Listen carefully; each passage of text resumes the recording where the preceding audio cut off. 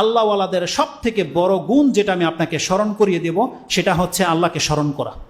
দেখেন আল্লাহ সুবহানাহু ওয়া তাআলাকে আপনি অধিক মাত্রায় স্মরণ করবেন, আপনার যে কোনো পেরেশানি কেউ জানে না, আল্লাহ জানে, আর আল্লাহ সুবহানাহু ওয়া তাআলা সব কিছু দূর করতে সক্ষম। অতএব আপনি আল্লাহকে ডাকেন, যত বড় বিপদ হোক আপনি আল্লাহকে ডাকেন।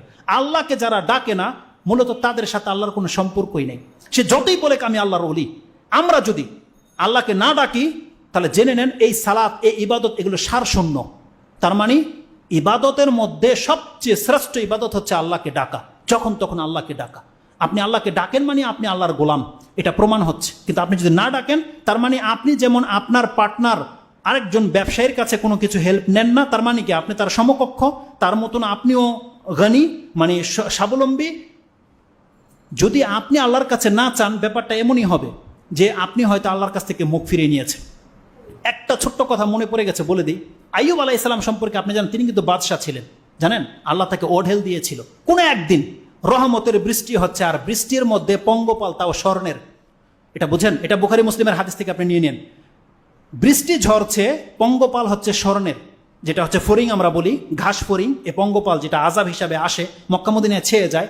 গোসল করছেন কাপড় রেখে, বৃষ্টি ঝরছে বা কাপড় ছিল, যখন বৃষ্টি ঝরছে পঙ্গপাল তিনি তার কাপড় খুলে ওই পঙ্গপাল নিচ্ছে তার জামাতে। আল্লাহর পক্ষ থেকে ওহি চলে আসছে যে আইয়ুব, আমি কি তোমাকে অমুখাপেক্ষী করিনি, তোমার তো এই ফড়িং টোকানোর দরকার নাই। কিন্তু আল্লাহ যে তাকে পরীক্ষা করছে সে বুঝতে পেরেছে। তিনি বলছেন, আল্লাহ যখন তুমি রহমত করেছো, তোমার রহমত থেকে আমি কি করে মুখ ফিরাতে পারি? তার মানে নিয়ামত আসতে দেন, সেটা ভিন্ন জিনিস। তার মানে আল্লাহ সুবহানাহু ওয়া তাআলা দেখতে চাচ্ছে সে ইগনোর করে কিনা। তার এগুলো আমার কাজ, এগুলো আমি টোকাবো, কিন্তু এটা করেনি সে স্মরণ টোকাচ্ছে এই সেন্সে যেগুলো আল্লাহর পক্ষ থেকে যখন দিয়েছে আমি এটাকে ইগনোর কেন করব? হয়তো দান করে দেবে বা কিছু সে জমা করছে। তিনি বলছেন, আল্লাহ তোমার রহমত থেকে আমি কি করে মুখ ফিরাতে পারি? এগুলো হচ্ছে আল্লাহর বান্দাদের কাজ। আমাদেরকে এমন হতে বলা হয়েছে। আল্লাহ সুবহানাহু ওয়া তাআলা যেন আমাদের কথা আপনাদেরকে বোঝার এবং সে অনুযায়ী আমল করার তৌফিক দান করে।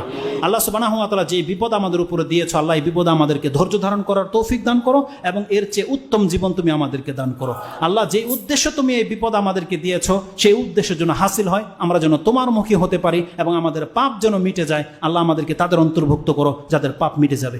সুবহান রাব্বিকা রাব্বিল ইজ্জাতি আম্মা ইয়াসিফুন ওয়া সালামুন আলাল মুরসালিন আলহামদুলিল্লাহি রাব্বিল আলামিন। আসসালামু আলাইকুম ওয়া রাহমাতুল্লাহি ওয়া বারাকাতুহু।